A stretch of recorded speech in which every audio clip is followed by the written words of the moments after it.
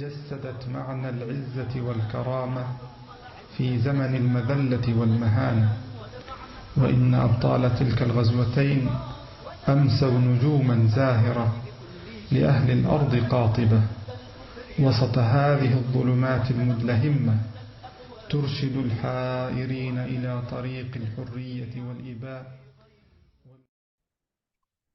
While tactical preparations for the attack were nearing completion, the entire operation was being questioned at the top, as Al-Qaeda and the Taliban argued over strategy for 2001. Our focus has naturally been on the specifics of the plane operation. But from the perspective of Bin Laden and Mohamed Atef, this operation was only one admitted key element of the unfolding plans for the year.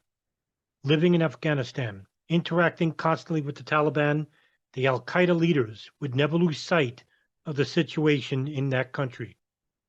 Bin Laden's consistent priority was to launch a major attack directly against the United States. He wanted the plane's operation to proceed as soon as possible.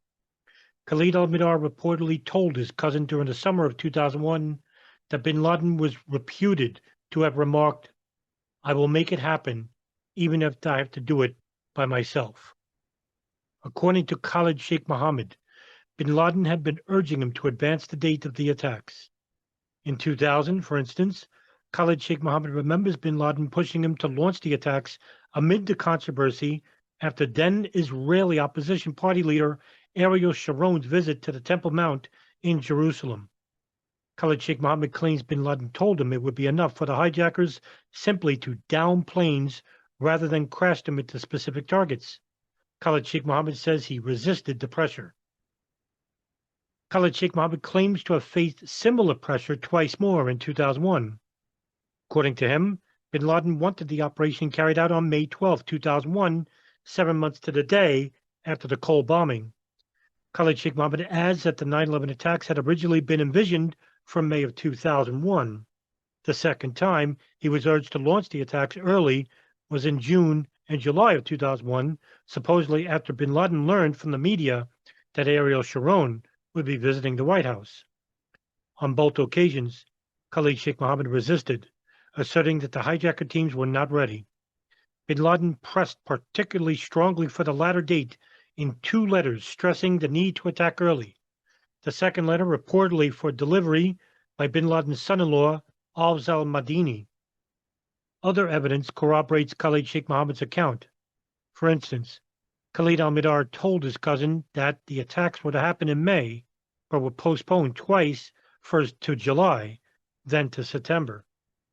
Moreover, one candidate hijacker remembers a general warning being issued in the Al-Qaeda camps in July or early August, just like the warnings issued 2 weeks before the Cole bombings and 10 days before the eventual 9/11 attacks. During the midsummer alert, Al-Qaeda members dispersed within their families. Security was increased, and Bin Laden disappeared for about 30 days until the alert was canceled. While the details of the operation were strictly compartmentalized by the time of the alert, word had begun to spread that an attack against the United States was coming.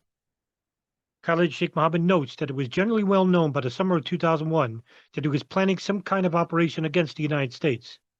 Many were even aware that he had been preparing operatives to go to the United States, leading some to conclude that Al-Qaeda was planning a near-term attack on U.S. soil. Moreover, Bin Laden had made several remarks that summer hinting at an upcoming attack and generating rumors throughout the worldwide jihadist community. Bin Laden routinely told important visitors to expect significant attacks against U.S. interests soon, and during a speech at the Al-Farouk camp, exhorted trainees to pray for the success of an attack involving 20 martyrs. Others have confirmed hearing indications of an impending attack and have verified that such news, albeit without specific details, had spread across Al-Qaeda. Although Bin Laden's top priority apparently was to attack the United States, others had a different view. Taliban leaders put their main emphasis on the year's military offensive against the Northern Alliance, an offensive that ordinarily would begin in late spring or summer. They certainly hoped that this year's offensive would finally finish off their old enemies, driving them from Afghanistan. From the Taliban's perspective, an attack against the United States might be counterproductive. It might draw the Americans into the war against them just when final victory seemed within their grasp. There is evidence that Mullah Omar initially opposed a major al-Qaeda operation directly against the United States in 2001. Furthermore, by July, with word spreading of a coming attack, a schism emerged from the senior leadership of al-Qaeda. Several senior members reportedly agreed with Mullah Omar. Those who reportedly sided with bin Laden included military commander Mohamed Atef, Suleiman Abu Ghaith, and Khalid Sheikh Mohammed. But those said to oppose them were weighty figures in the organization, including Abu Hafs the Mauritanian, Sheikh Saeed al-Masri, and Saif al-Adl. One senior al-Qaeda operative claims to recall bin Laden arguing that attacks against the United States needed to be carried out immediately to support insurgency in the Israeli-occupied territories and protect the presence of U.S. forces in Saudi Arabia. Beyond these rhetorical appeals, bin Laden also reportedly thought an attack against the United States would benefit al-Qaeda by attracting more suicide operatives, elucidating greater donations, and increasing the number of sympathizers willing to provide logistical assistance. Mullah Omar is reported to have opposed this course of action for ideological reasons rather than out of fear of U.S. retaliation. He is said to have preferred for al-Qaeda to attack Jews, not necessarily the United States. Khalid Sheikh Mohammed contends that Omar faced pressure from the Pakistani government to keep al-Qaeda from engaging in operations outside Afghanistan. Al-Qaeda's chief financial manager, Sheikh Saeed, argued that al-Qaeda should defer to the Taliban's wishes. Another source says that Sheikh Saeed opposed the operation both out of deference to Mullah Omar and because he feared the U.S. response to an attack. Abu Hafs the Mauritanian reportedly even wrote bin Laden a message basing opposition to the attacks on the Quran. According to Khalid Sheikh Mohammed, in late August, when the operation was fully planned, bin Laden formally notified the al-Qaeda Shura Council that a major attack against the United States would take place in the coming weeks. When some council members objected, bin Laden countered that Mullah Omar lacked authority to prevent al-Qaeda from conducting jihad outside Afghanistan.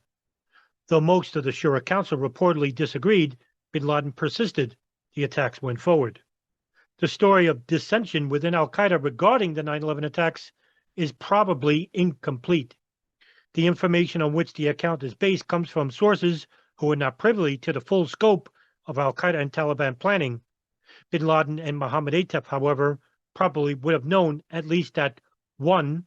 The general Taliban offensive against the Northern Alliance would rely on al-Qaeda military support, and 2.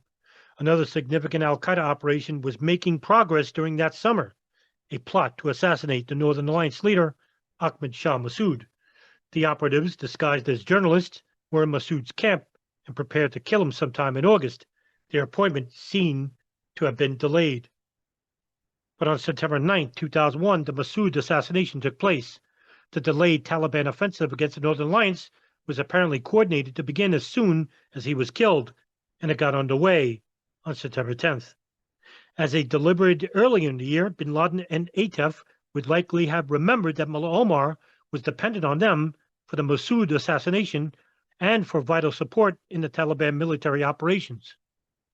Khalid Sheikh Mohammed remembers Atef telling him that al-Qaeda had an agreement with the Taliban to eliminate Massoud, after which the Taliban would begin an offensive to take over Afghanistan.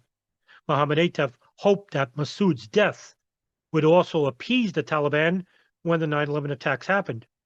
There are also some scant indications that Omar may have been reconciled to the 9/11 attacks by the time they even occurred.